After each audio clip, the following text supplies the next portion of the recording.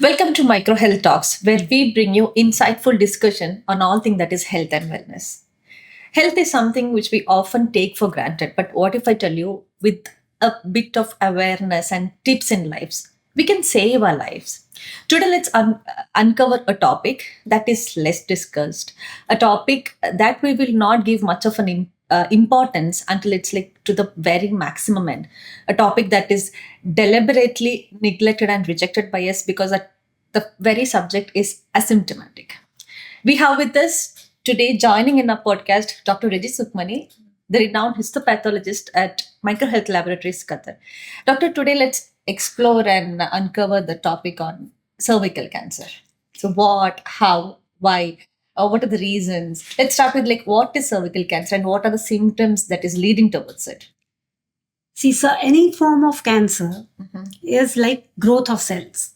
So when there is abnormal growth of cells in the cervix, we call it as cervical cancer. But mainly we can actually cervix cancer is something which is very easily preventable, and we can save ourselves from getting into from the pre-malignant condition into a malignancy. So sometimes majority of the cases it's asymptomatic. Okay, you may not feel any symptoms unless and until you are at the last stage.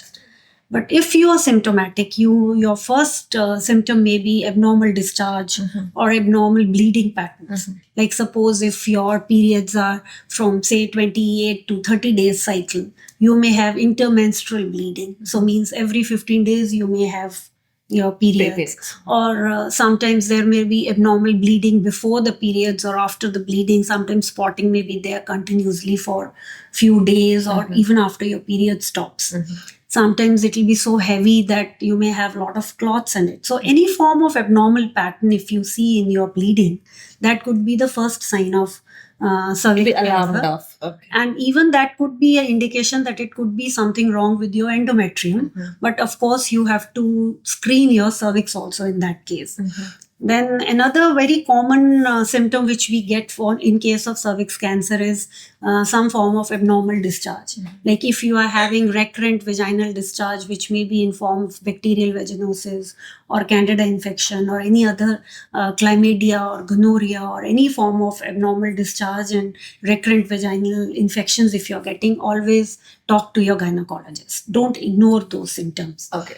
And then sometimes you may, in the last stage, if you are really at that stage that you have started getting the cancer is pressing on your bladder, you may have a lot of maturation problems like retention of urine, or sometimes even problem while passing urine, pain while passing urine, sometimes low backache, pain in your lower abdominal pelvic area. So all these symptoms are like comes at the later stage. Okay, so doctor, like these are the symptoms, and these are some of the like common symptoms as well, like which we face as females. Yes. But let me ask you, like, which is that particular like the triggering point, or like on what frequency is a limit that we have to be alarmed, or we have to take steps? Yes.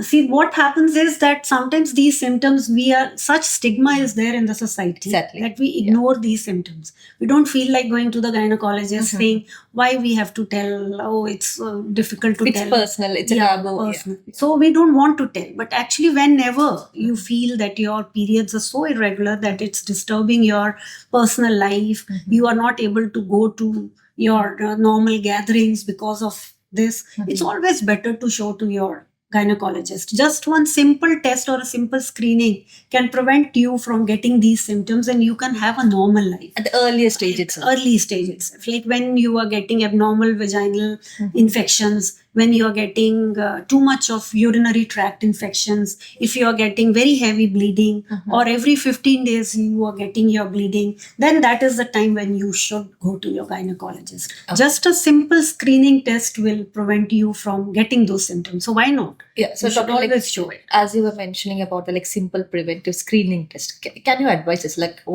can you advise two best screening process that we have? See, one of the best thing to do is every time when we should every 5 years get one screening test done with a pap smear. From what age we should start? 21 years. 21 years they say, but at least after 30, once you're married and you are having a active sexual life, you having kids, it's always better to start taking a pap smear at least every 5 years with HPV screening after the age of 30. After the age of 30. Yes, but if you are doing a pap smear alone and not doing HPV screening, then we recommend to do a pap smear every 3 years. If it is normal first time, Okay. then every 3 years you need to do a pap smear. Mhm. But if you are combining pap smear with HPV screening and if both are normal, then we don't have to worry. We can even screen ourselves after 5 years. How often can we do that, doctor? That frequency? depends. It depends on if you have any symptoms or if you feel any abnormality, Mhm. then of course you can screen it every year also. Mhm. But recommended by WHO is every 5 years if 5 you are years. doing combined testing of HPV and pap smear, Mhm. and every 3 years if you are doing pap smear. Pap smear. alone. Okay. Yeah. But Uh, every year also you can do if you as a screening test if you feel so. Okay, doctor, like does the statistics say that like 80% of women will have or will face HPV once or twice of their lifetime, Yes. but every HPV does not lead to cervical cancer. Like how is that, doctor? See, actually, there are many types of HPV, which may be low risk, intermediate risk, Mhm. high risk. Mhm. So we have to worry about only is 16 and 18. Mhm. These are the two variants which may go into cervical cancer later on, Okay. or what we call as carcinogenic. So 16 and 18 is like low. It comes as high risk. High risk. So those two, if you are positive for, they are the ones which are carcinogenic, which can go in for cervical cancer later on. Mhm. Any other form Mhm. doesn't matter because they may regress or they may, we call it as resting phase. Okay. Like any other virus, say Mhm. COVID virus or anything, Mhm. it will not continue throughout your life. Yeah. You will get immunity against it. Unless and until it's triggered. It's triggered, Mhm. yes. So any other form of HPV, whether it's low risk or intermediate risk, may regress later on. Mhm. So you may be negative after 6 months if you do the test. Okay. That time it may be in the resting phase. Okay. But if it is 16 and 18 positive, we call it as carcinogenic forms of or high risk forms of HPV. Mhm. That definitely we need to follow it up because that has a tendency that it may go in for carcinoma earlier. Okay. But cervix cancer is something which takes a long time, say 10 to 20 years to develop from pre-malignant to malignant condition. Okay. So that's why we say that this is one of the most preventable and easily treatable type of cancer. Mhm. And if screening is routinely done, the way I told before, every 3 years or 5 years, you can actually prevent it from getting into carcinoma of the cervix. Okay. Okay. Doctor, like, can you advise like what are the preventive measures that we can be taken? Preventive measures is mainly like screening. Mhm. Do a pap smear every 3 years Mhm. with HPV screening. If you don't want to do HPV screening, at least do a pap smear routinely. Mhm. Visit your gynecologist whenever you have some symptom. Don't Okay. ignore your symptoms, Okay. I will say. And then, of course, we can take HPV vaccine. Vaccine. Yes. Yes. This is one like common practice, Yes. especially in India. Like, can you just show some light? Now, they say that you can take vaccine from 9 years of age. Oh, okay. For girls as well as for boys. It can was get. 14 before. Yes, 12 14 to or 14 13. before. Uh-huh. But now they say you can start at 9 years Mhm. also. So, but average they say around 12. After 12 years, you can start taking vaccine both for girls as well as for boys. So, 12 to 36 is the ideal age to take it. Mhm. But you can take even after that. Okay. No problem. Mhm. But confirm that you don't have HPV infection before. Okay. Because there will be many patients who will be HPV positive. Mhm. And then they take a vaccine and when they do the test of HPV screening again, they are still positive and they come and tell us that doctor, we already took vaccine. How come we are not negative now? Mhm. Because they already had that infection. And again, they had been for the vaccination. Yes. Okay. Okay. So confirm it that you don't have HPV before. Mhm. If your test is negative, then even if you take little at the elderly age also, it is okay. But actually the average age is 12 to 36 years when you take ideal time to take a HPV vaccine. Okay, doctor. To what extent this vaccine is effective?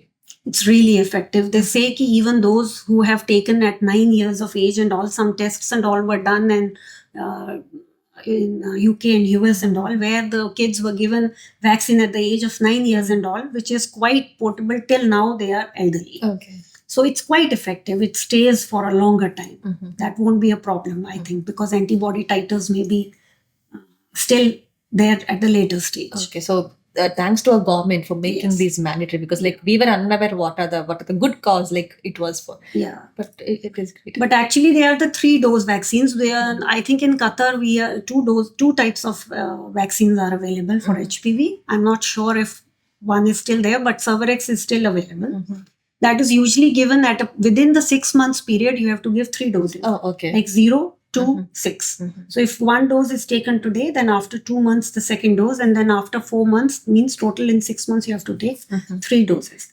Okay. So you have to always complete your dose. Yeah, the whole thing. So with that, you have shown some light on the preventive measures. Can you share an experience like wherein you have come across a case that has grown from HPV to cervical cancer, and if any of those were cured? So can you share an experience? Yes, actually, majority of my patients whom we had diagnosed at low-grade dysplasias and low seen, it was always regressed, and there was no problem at all. It didn't develop into cancer. But in case of like one of the case was there, which was already when diagnosed was high-grade dysplasia, what we call as high seal, or it was almost like CIN3. Okay. But that develops into cancer little later, like more. It's possible that you may go into cancer in the very early stage. Doctor, in this 27 years long of experience, can you quote a case like wherein it was HPV to cervical cancer and if it was cured? So that will be a message of inspiration to our audience as well. No, actually, majority of the cases when in a pap smear itself you see low-grade dysplasia, or what we call it as L-seal or CIN1, it usually regresses back. So it's one of the best method that we are preventing that patient to go into cancer. But in rare cases, if it's already high seal or CIN3 or something when at the diagnosed stage, then it has a more tendency to go in for cancer. But there are cases who already are diagnosed when it's already malignancy, like it's already a CS cervix or cancer cervix. So in that case, there are many good treatment modalities now that a patient underwent hysterectomy along with chemotherapy if required, depending on what stage of cancer you are in, radiation. Now there are some therapies like cryotherapy and all.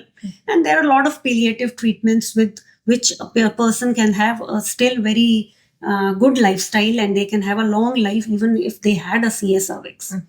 So, but since it's preventable, it's always better to screen it. Why to reach at that stage when it is easily cured at the early stage? Doctor, is it true like 70 to 80% of cervical cancer is preventable? Like how far it is true? Yes, very true. Because if you are screening it at a very early stage, even when mild symptoms are there, 90% will not go in for CA. 90%, unless and until you have a genetic predisposition or you are HPV 16 and 18 positive. Majority of the cases will not go in for CA. Okay. So, doctor, like what message you would love to give as a conclusion note of the session? That screening is one of the best method of preventing cervical cancer. Okay, so we at MicroHealth, since we at MicroHealth are providing lot of tests here, which you can come and do it any time of the day. Like pap smear you can do. We have HPV PCR here. And within 2 days, you will get the report also within 2 working days. And you can get the pap smear done from your gynecologist and send it to us. We will give you within 2 days the report, and you can easily prevent your cervical cancer. So we at MicroHealth Laboratory, we would love to educate, empower and enlighten the woman. Like we are here to make you aware of what it is, and we are here to give you a solution how to detect it at the early stage, and we are with you in this journey. So help us spread the word. Yes. Okay. So that I just want that women should be aware that how important their health is. For breast cancer, for cervical cancer, these are all very easily preventable cancers. Certainly. Just simple screening can prevent them. We have to take care of ourselves. We take care of our families, but we never bother about our symptoms. So if we take care of ourselves, any small symptom, go and show a gynecologist, and immediately we can prevent it from going into the stage. Okay. So thank you so much, doctor. Thank you for joining with us today. So signing off, it is MicroHealth Talks for Precious Life. Faith, support, hope. Thank you.